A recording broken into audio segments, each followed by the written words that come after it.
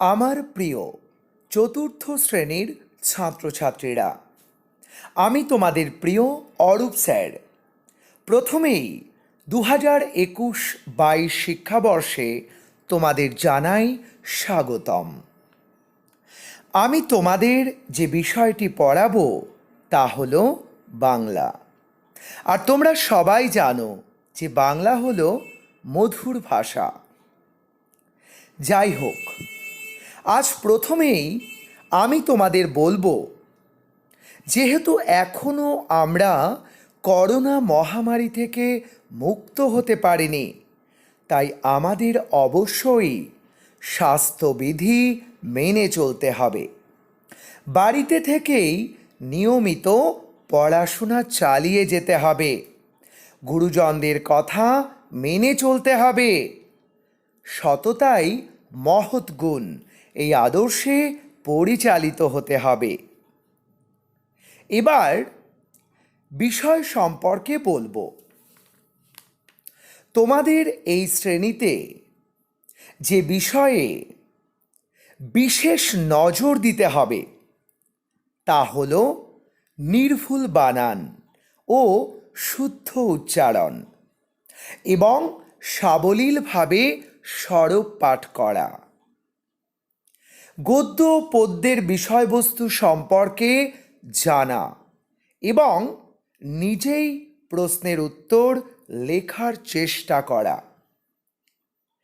বিষয়বস্তুর সঙ্গে বাস্তবিক ঘটনার কোনো মিল আছে কিনা তা খতিয়ে দেখা।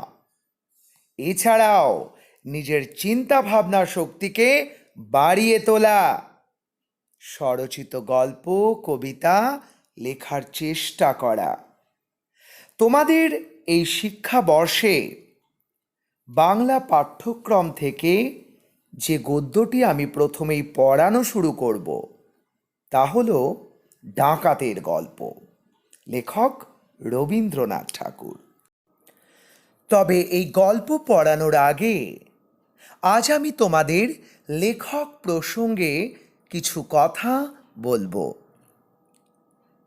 রবীন্দ্রনাথের উদ্দেশ্যে শরৎচন্দ্র লিখেছিলেন, কবিগুরু তোমার প্রতি চাহিয়া আমাদের বিস্ময়ের সীমা নাই।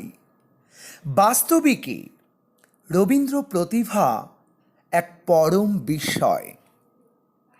একাধারে তিনি কবি, গল্পকার, ঔপন্যাসিক, নাট্যকার, নাট্য পরিচালক, অভিনেতা, গীতিকার, চিত্রশিল্পী, প্রাবন্ধিক, শিক্ষক, শিক্ষা প্রতিষ্ঠানের প্রতিষ্ঠাতা এবং আরও কত কিছু। তার সৃজনশীলতার বহু বিচিত্র ধারা কেবল দেশবাসীকে নয়, বিশ্ববাসীর মনকেও প্লাবিত করেছে। রবীন্দ্রনাথ ঠাকুর 1268 সালের 25শে বৈশাখ, ইংরেজি 1861 খ্রিস্টাব্দের 7ই মে কলিকাতায় জোড়াসাঁকোর বিখ্যাত ঠাকুর পরিবারে জন্মগ্রহণ করেন। তার বাবার নাম মহর্ষি দেবেন্দ্রনাথ ঠাকুর এবং মায়ের নাম সারদা দেবী। 4 বছর বয়সে রবীন্দ্রনাথকে স্কুলে ভর্তি করে দেওয়া হয়, কিন্তু স্কুলের বাধা ধরা নিয়ম তার ভালো লাগতো না। তাই স্কুল ছেড়ে দিয়ে বাড়িতে গৃহ শিক্ষকের কাছে পড়াশোনা করেন। ছোট বয়স থেকেই তিনি কবিতা লিখতে শুরু করেন। তিনি সারা জীবন ধরে অসংখ্য কবিতা, গল্প, কাব্য, প্রবন্ধ, নাটক, উপন্যাস ও গান প্রভৃতি লিখে গেছেন। তিনি 1913 খ্রিস্টাব্দে তার গীতাঞ্জলি কাব্য ইংরাজিতে অনুবাদ করে নোবেল পুরস্কার লাভ করেন। তার লেখা জনগণ মন অধিনায়ক গানটি ভারতের জাতীয় সঙ্গীত।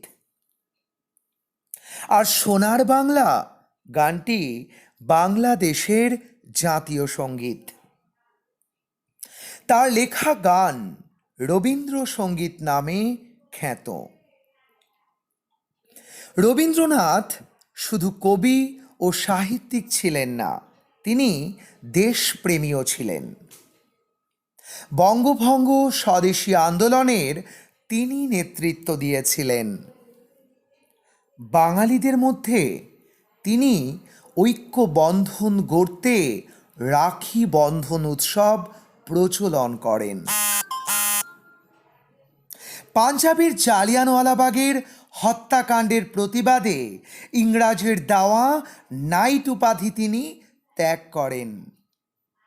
দেশে শিক্ষা বিস্তারের জন্য তিনি বীরভূম জেলার বোলপুরে শান্তিনিকেতন নামে আশ্রম ও বিশ্বভারতী নামে বিশ্ববিদ্যালয় স্থাপন করেন। 1348 সালের 22শে শ্রাবণ, ইংরেজি 1941 খ্রিস্টাব্দের 7ই আগস্ট, কবিগুরু রবীন্দ্রনাথ কলিকাতায় তার জোড়াসাঁকোর বাড়িতে শেষ নিঃশ্বাস ত্যাগ করেন। তো কবি প্রসঙ্গে আমি খুব সংক্ষেপে তোমাদের সামনে কিছু তুলে ধরলাম। আসলে রবীন্দ্রনাথ ঠাকুর সম্পর্কে একটি বা দুটি ক্লাসে বলে শেষ করা কখনোই সম্ভব নয়। তোমাদের বইয়ে লেখক প্রসঙ্গে কিছু তথ্য দেওয়া আছে, তোমরা অবশ্যই মন দিয়ে পড়বে। লেখক প্রসঙ্গে তোমাদের বইয়ে যে তথ্য তুলে ধরা হয়েছে, নাম রবীন্দ্রনাথ ঠাকুর, জন্ম 7ই মে 1861, জন্মস্থান কলকাতার জোড়াসাঁকো, পিতা দেবেন্দ্রনাথ ঠাকুর, মাতা সারদা দেবী, উপাধি বিশ্বকবি, কবিগুরু, বিখ্যাত বই বউ ঠাকুরানীর হাট, রাজর্ষি, ইউরোপ যাত্রীর ডায়েরি, বাল্মীকি প্রতিভা, নষ্ট নীর, চোখের বালি, নৌকা ডুবি, গোড়া, গল্পগুচ্ছ, ছিন্নপত্র, জীবন স্মৃতি প্রভৃতি। মৃত্যু 7ই আগস্ট 1941। লেখক প্রসঙ্গে আমি যে তথ্য তুলে ধরলাম তোমরা অবশ্যই মন দিয়ে শুনবে এবং লেখক সম্পর্কে জানবে। বিশ্বকবি রবীন্দ্রনাথ ঠাকুরের যে গল্পটি আমি তোমাদের পড়াবো তা হলো ডাকাতের গল্প।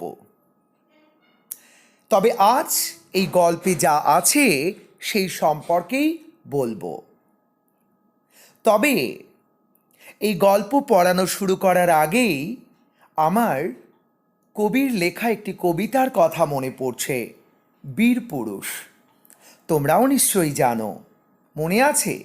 মনে করো যেন বিদেশ ঘুরে মাকে নিয়ে যাচ্ছি অনেক দূরে, তুমি যাচ্ছ পালকিতে মা চড়ে, দরজা দুটো একটুকু ফাঁক করে। অর্থাৎ খোকা রাঙা ঘোড়ার পরে চড়ে যাচ্ছে আর তার মা পালকিতে রয়েছে, পালকিতে চড়ে যাচ্ছে। খোকা টকবক টকবক করতে করতে যাচ্ছে।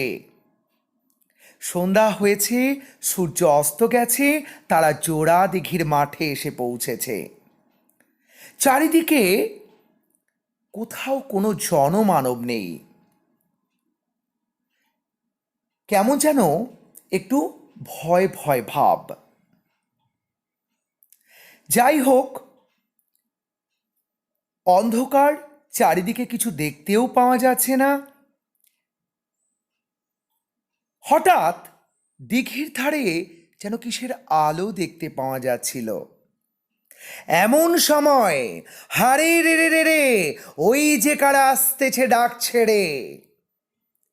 তো এই হারে রে রে রে রে এই শব্দ শুনলেই আমাদের কি মনে হয়? যেন ডাকাত পড়েছে। তো যাই হোক, খোকা সেই ডাকাতদেরকে কিভাবে কুপকাত করেছিল, কিভাবে তাদের সাথে লড়াই করেছিল, সেটা তো বীরপুরুষ কবিতার বিষয়বস্তু। কিন্তু এই ডাকাতের গল্পেও আমরা এই রকম একজন সাহসী ব্যক্তির কথা জানব।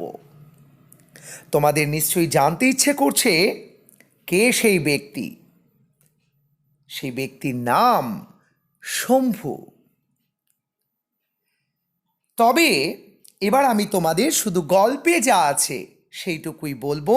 এর পরের দিন আমি সরব পাঠ করব এবং বিষয়বস্তু সম্পর্কে তোমাদের বোঝাবো। এই গল্পে যা আছে, একটা সময় ছিল যখন পথে ঘাটে ডাকাতির ভয় ছিল খুব।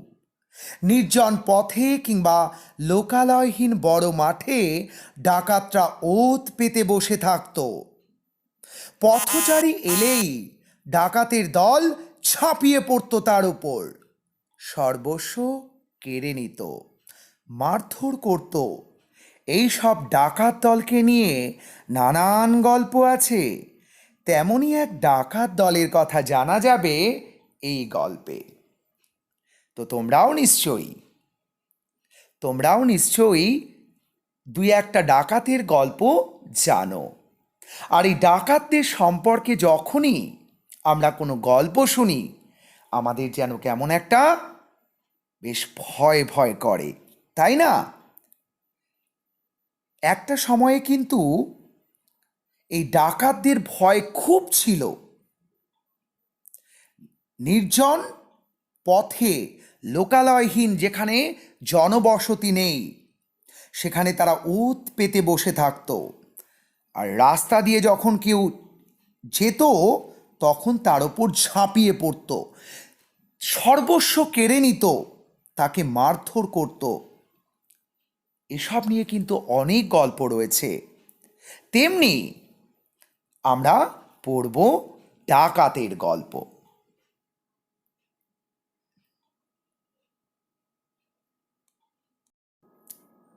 রবীন্দ্রনাথ ঠাকুরের লেখা ডাকাতের গল্প তো তোমরা নিশ্চয়ই পড়বে। তবে এই ডাকাত দলকে নিয়ে লেখা অন্য কোনো গল্প যদি তোমরা খুঁজে পাও তো নিশ্চয়ই পড়বে। ডাকাতের গল্প বেশ মজার হয়। পাশাপাশি বলবো, আজকের ভিডিওর শুরুতেই আমি বাংলা এই বিষয়ের পড়া শুরু করার সময় আমাদের যে বিশেষ বিশেষ ক্ষেত্রে নজর দিতে হবে বা গুরুত্ব দিতে হবে তা সম্পর্কে আমি বলেছি। যেমন শুদ্ধ বানান, নির্ভুল বানান, সঠিক উচ্চারণ, সাবলীলভাবে সরব পাঠ, রিডিং পড়া, পাশাপাশি প্রশ্নের উত্তর নিজে লেখার চেষ্টা করা, বিষয়বস্তু সম্পর্কে ভালো করে জানা,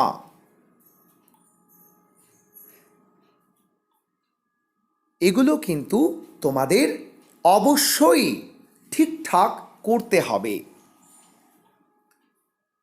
এছাড়াও লেখক প্রসঙ্গে আমি যা যা কথা আজ বলেছি মন দিয়ে শুনবে, লেখক প্রসঙ্গে জানবে, এবং এই গল্পে যা আছে সেই সম্পর্কে আমি কিছু তথ্য তুলে ধরেছি, তোমরা নিশ্চয়ই বই থেকে পড়বে। আমরা এর পরের ক্লাসে ডাকাতের গল্প অর্থাৎ রবি ঠাকুরের লেখা এই গল্পে কি আছে তা জানব। আমি সরব পাঠ করব এবং অবশ্যই বিষয়বস্তু সম্পর্কে জানাবো। আজ এই পর্যন্তই। ভালো থাকবে, সুস্থ থাকবে, নিয়মিত পড়াশোনা করবে।